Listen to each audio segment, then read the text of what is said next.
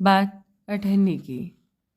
सुदर्शन जी द्वारा रचित कहानी बात अठन्नी की। सुदर्शन जी का वास्तविक नाम बद्रीनाथ था। इनका जन्म सियालकोट, वर्तमान पाकिस्तान, जो कि आजकल पाकिस्तान में है, सन 1895 1895 में हुआ था। इनका निधन 16 दिसंबर 1967 में हुआ था। मुंबई में इन्होंने अपनी जिंदगी की आखिरी सांस ली थी। आइए कहानी शुरू करते हैं। बात अठन्नी की। रसीला इंजीनियर बाबू जगत सिंह के यहाँ नौकर था। रसीला इंजीनियर बाबू जगत सिंह थे, उनके यहाँ पर नौकर था। 10 रुपये वेतन था। वेतन माने सैलरी। गांव में उनके बूढ़े रसीला के बूढ़े पिता, पत्नी, एक लड़की और 2 लड़के थे। इन सबका भार उसी के कंधों पर था। वह सारी तनख्वाह घर भेज देता, पर घर वालों का गुजारा न चल पाता। उसने इंजीनियर साहब से वेतन बढ़ाने की बार बार प्रार्थना की। बार बार रसीला इंजीनियर बाबू से कहता था कि मेरा वेतन बढ़ा दें, बार बार। पर वो हर बार यही कहा करते थे कि अगर कोई तुम्हें यहाँ से ज़्यादा दे रहा है तो अवश्य चले जाओ, फिर यहाँ पर मैं तनख्वाह नहीं बढ़ाऊंगा। वह सोचता कि इतने सालों से यहाँ हूँ, अमीर लोग नौकरों पर विश्वास नहीं करते, पर मुझ पर यहाँ कभी किसी ने शक या संदेह नहीं किया। यहाँ से जाऊँ तो शायद कोई 11-12 रुपये दे भी दे, पर इतना आदर और भरोसा नहीं मिलेगा। जिला मजिस्ट्रेट शेख सलीमुद्दीन इंजीनियर बाबू के पड़ोस में रहा करते थे। उनके चौकीदार मियाँ रमज़ान और रसीला में बहुत मैत्री थी। मैत्री मतलब दोस्ती। एक शेख सलीमुद्दीन साहब थे जो कि इंजीनियर बाबू जगत सिंह के पड़ोस में रहा करते थे, और इनके जो ड्राइवर थे, चौकीदार थे, वो मियाँ रमज़ान और रसीला, दोनों के बीच में बहुत अधिक दोस्ती थी। दोनों घंटों साथ बैठते थे, बातें करते थे। शेख साहब फलों के शौकीन थे, उन्हें फल बहुत पसंद थे। रमज़ान रसीला को फल देता और इंजीनियर साहब को मिठाई का शौक था। रसीला रमज़ान को मिठाई देता।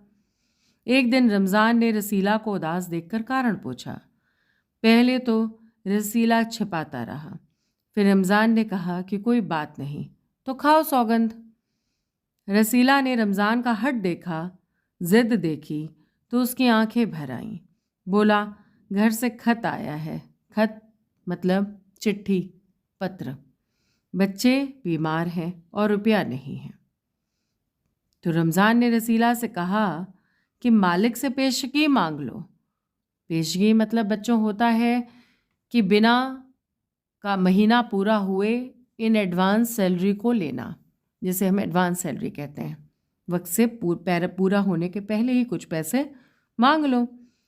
कहते हैं कि एक भी पैसा ना दूंगा।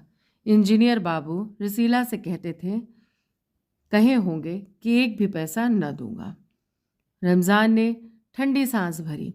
उसने रसीला को ठहरने का संकेत किया और आप कोठरी में चला गया। थोड़ी देर बाद उसने कुछ रुपए रसीला की हथेली पर रख दिए। रसीला के मुंह से एक भी शब्द न निकला।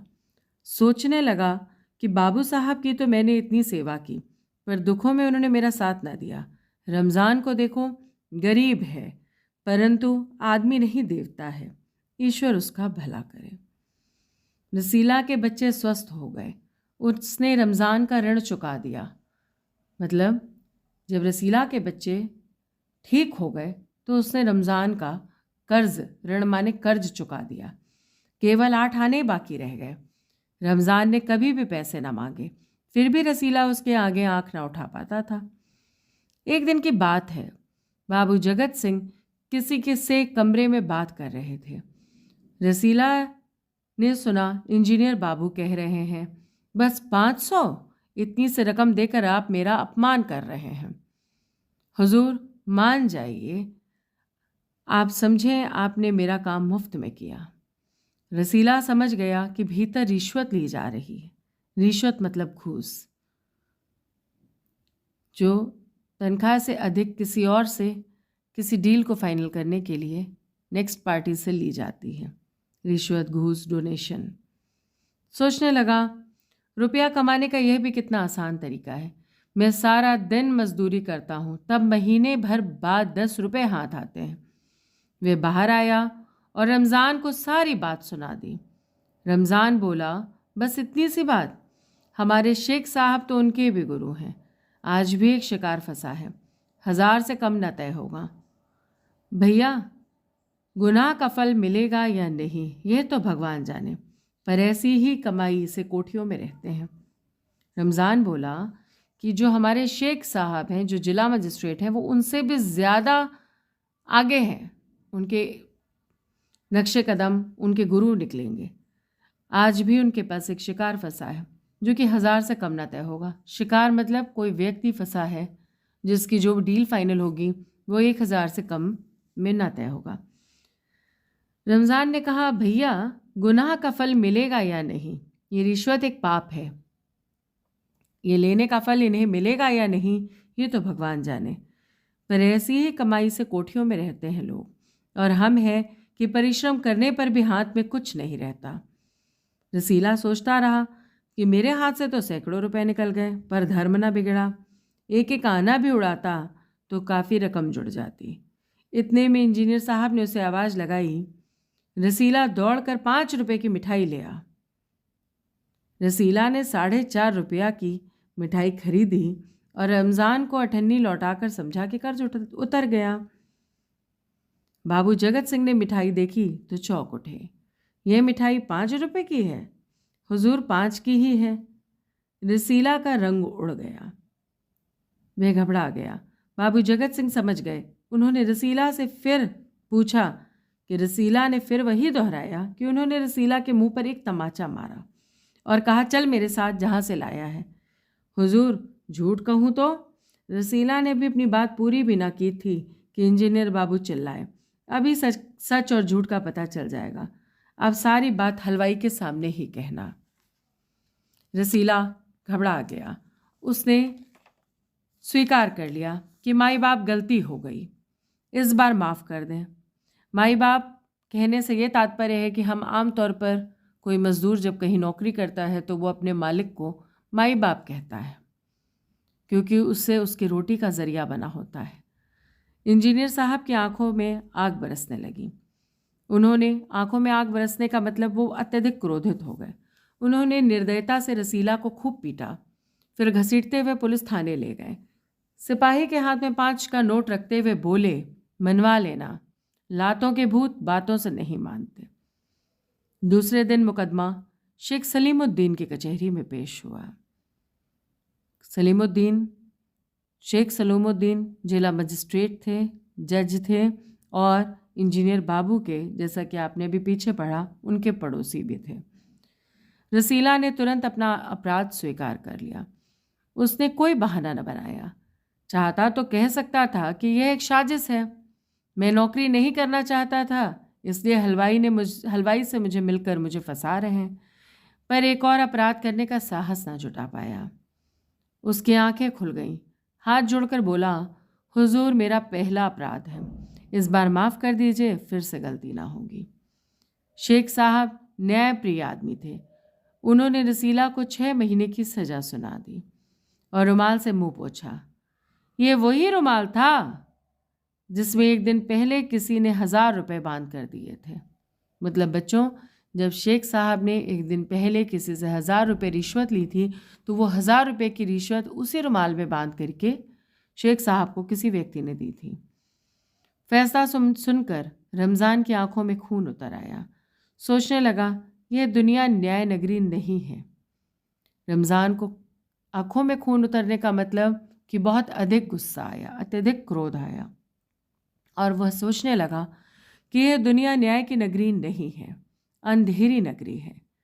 चोरी पकड़ी गई तो अपराध हो गया, असली अपराधी बड़ी बड़ी कोठियों में बैठकर दोनों हाथों से धन बटोर रहे हैं, उन्हें कोई फर्क नहीं पड़ता। रमज़ान घर पहुंचा। एक दासी ने पूछा, रसीला का क्या हुआ? रमज़ान ने कहा, 6 महीने की कैद। अच्छा हुआ, वह इसी लायक था। रमज़ान ने गुस्से से कहा कि यह इंसाफ नहीं, अंधेर है। सिर्फ एक अठन्नी की ही तो बात थी। रात के समय जब 1500 के चोर नर्म गद्दों पर मीठी नींद ले रहे थे, अठन्नी का जोर जेल की तंग अंधेरी कोठरी में पछता रहा था। समझे बच्चों? जो घूस ले रहे थे, जो रिश्वत ले रहे थे, 500,000 रुपये जिनके लिए रिश्वत में बने थे, जो ले रहे थे, वो एक अठन्नी की चोरी को इतनी बड़ी सज़ा सुना बैठे और अपनी चोरी उन्हें चोरी ना दिखाई दी। सुदर्शन जी ने हमारे सामने संसार के वास्तविक रूप को रखा है कि दुनिया न्याय की नगरी नहीं है, अंधेरी नगरी है। उम्मीद है बच्चों कि मेरा ये कहानी समझाने का प्रयास आपको सफल रहा होगा। आप इस कहानी से बहुत कुछ सीख भी गए होंगे दुनिया के प्रति। और दूसरी चीज़ है कि हमें हमेशा ईमानदारी के साथ और परिपक्वता से अपना कार्य करना चाहिए। रिश्वत एक बुरी चीज़ है, चोरी भी एक बुरी चीज़ है। आप बिना स्किप किए वीडियो सुनेंगे तो आप एक भी अंक नहीं खोएंगे और जीवन की यथार्थता को ज़रूर समझेंगे। शुक्रिया।